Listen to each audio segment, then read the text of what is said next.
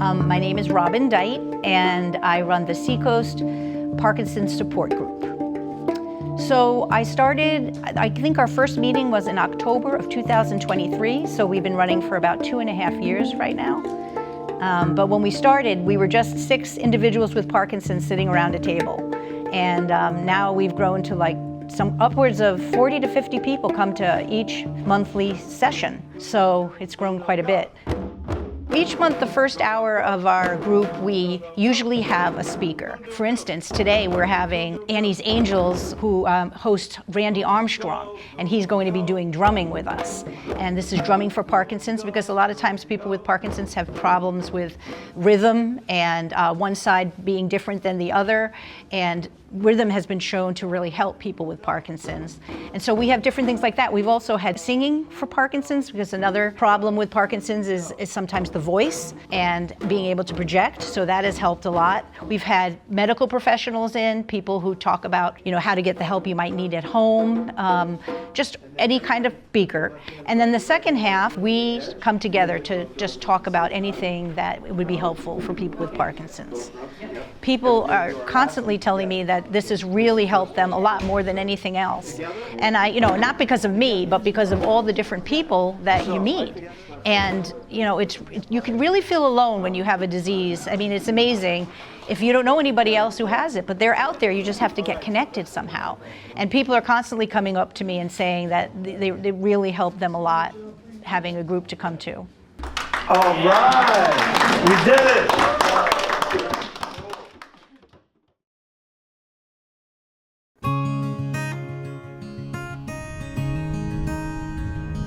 My name is Norma Torti, and I am a board member of the Annie's Angels Memorial Fund and the creator and director of the Arts for Angels program. The Arts for Angels program brings customized art projects to people who have disabilities in assisted living, day out, hospice, and senior centers. We have it as customized, meaning what the project is matches what their abilities are to bring out the best in that person.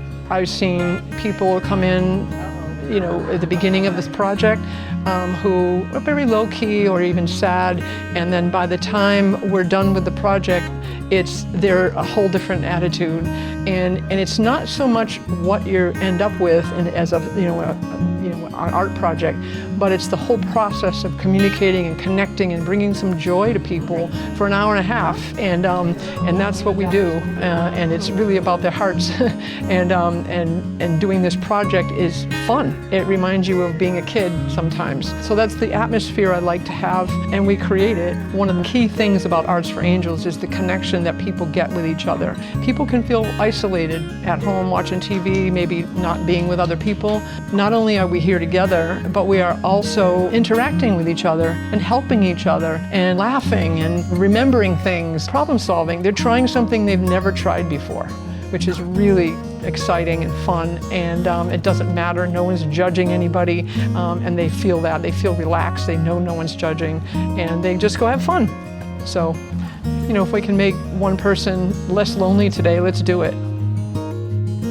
We say Arts for Angels. Arts for Angels.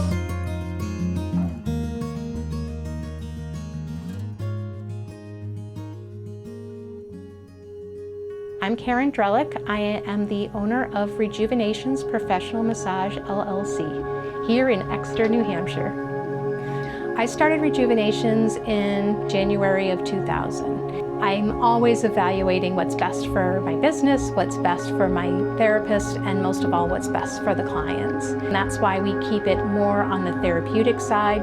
That's where I grew up in the medical field, if you will, as a therapeutic. There was enough spas out there. I didn't want to be a spa location. I wanted to help people feel better, not only during the massage, but weeks after the massage, and help with progression of healing. Bill and I go pretty far back to the beginning of Annie's Angels. When he started off, I would volunteer a lot. I would go to a lot of the fundraiser events with my massage chair, and I would give massages at the event to raise money. Then in 2012, I was seeing an uptick in the amount of oncology clients that I was seeing, and so I approached Bill and I said, is there anything we can do for this population and make it a program. And he said, I was waiting for you to ask me that. So myself, Candy Wright, and Amy Souls sort of co-founded the Annie's Helping Hands program back then. The Helping Hands program offers massage, oncology massage. We also have Reiki practitioners. We have estheticians involved in acupuncture.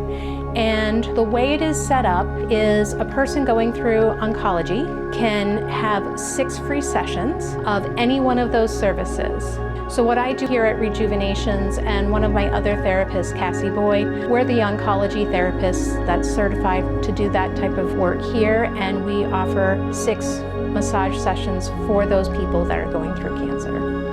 The medical benefits, if a person's coming in for lymphatic drainage, that helps if they've had lymph nodes removed. We work alongside physical therapists as well to help control any of the swelling. When you have lymphedema, it's not you get over lymphedema, it's a management. So we help people manage their lymphedema. We help with scar softening so that they can have more range of motion.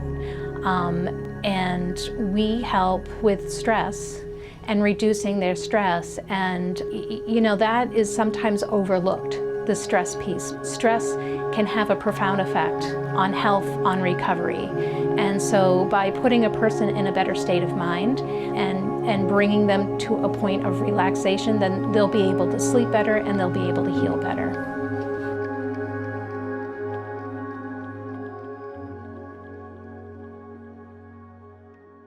My name is Faith Harris. I'm the founder of Walking with Honor, and our purpose is taking rescue dogs and training them to be service dogs, specifically psychiatric service dogs, for veterans that suffer from PTSD, either traumatic brain injury, military sexual trauma, or any other ailment that might need those kind of services.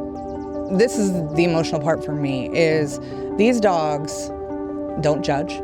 They don't care what you did that day. They don't care that, you know, all they want to do is unconditionally love you. I had a veteran one time tell me that, like, we go from being this active duty military hero, and then we get out and we become zeros.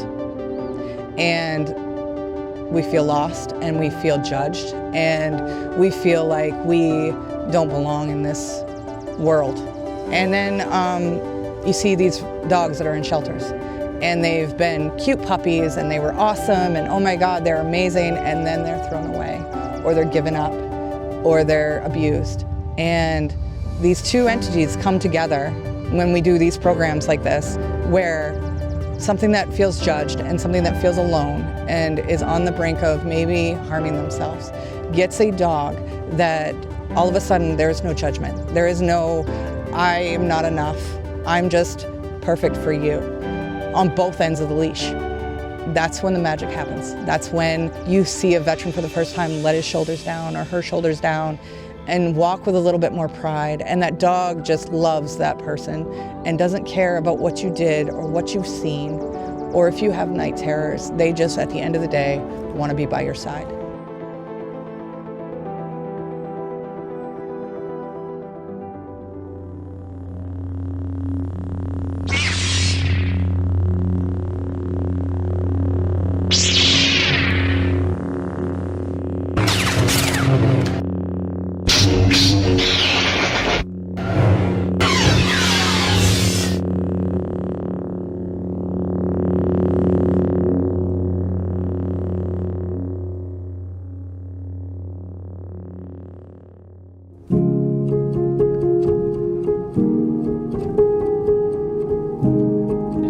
My name's Anastasia Barr. And my name's Bill Barr. And we're here talking about our son Ethan and our caregiving journey with him. Ethan is our second child.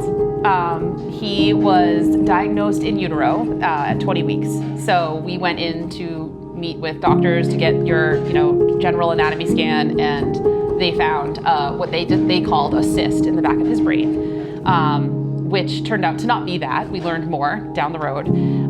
So it sort of kicked everything off right then and there. So just a flip of the switch. We went from having our other son already, and sort of like we knew what it was like to have a baby and have a toddler, and we were ready for our second one, and everything kind of went black, to be honest. And then it was just immediate action. we just both strongly felt that like we wanted to continue with our journey and get Ethan here and see what he could do and see how we could help him. And I think we were both like really committed to like just being a family.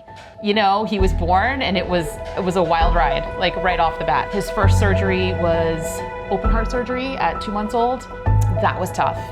Raising healthy children in general requires a village, but raising Ethan definitely requires a village. If people like us who have access to resources and are in a sort of privileged place are having such a hard time, you know, there's a hard time out there for a lot of other people. I still remember the day I met Bill. I reached out to Annie's Angels through our early interventionist. Our OT said, there's a group called Annie's Angels, you should check them out. You know, they help families like yours. And I think I went on their website and I called him, and I want to say he just like showed up here, like he just drove here and he knocked on my door and, you know, like, hi, I'm Bill, and came in and he had a brochure and he, you know, was the warmest, kindest individual. I, to this day, think that about Bill DeGow. He just met me where I was. I was very frantic. I was concerned. I was like, we have to fix the front entry of our home. Like, we can't get him outside. I can't get him outside, and I need a ramp, and I don't know how to do that. And you know, we just bought this house, and we just didn't know what to do, you know. And he just said, yeah, let's get this done for you. He had me write a letter about our family, and I submitted it to him, and next thing I know, it's up on a website, and we're Annie's Angels family, and it felt like this warm, welcoming hands. Like, and there was a random person out there who totally understood what I was talking about. That was amazing. And then the process started for donations, and like we learned about how it worked, and so we shared it with our family and friends. We certainly had a really hard time accepting donations because, again, like feeling like we come from a place of privilege and like we have a job and income, we're both very charitable minded and we want to always give to our community or people that need more, and it was hard. It was hard to accept it, but I also had to remind myself that like we need help. This stuff is very expensive. It is way over our heads. Like there's no way to do it. And so with the crowd gathering, people shared the page. We had big donations made. We were able to place this beautiful ramp on the front of our home that like changed everything. And I know he's aware of everything, right, in his world. Like he knows what's going on, and he hears us talk and, you know, gets mad at us, like, stop talking about me. And, you know, I don't know if he is specifically aware.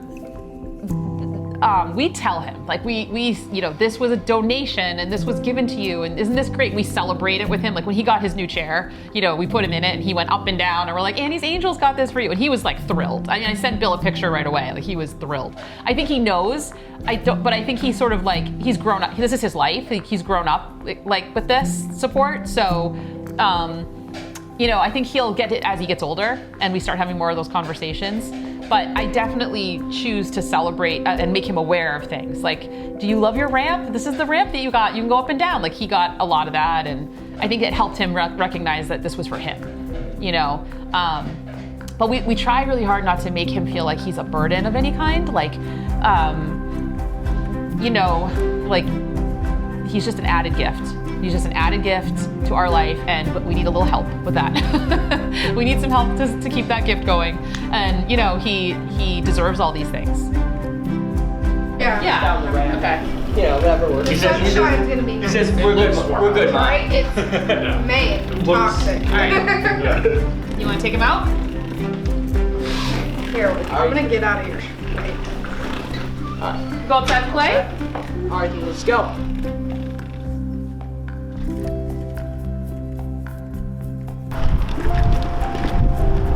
Sophie, come on. Ethan, I think I threw it too far. We're not learning about anything fun except for like social studies.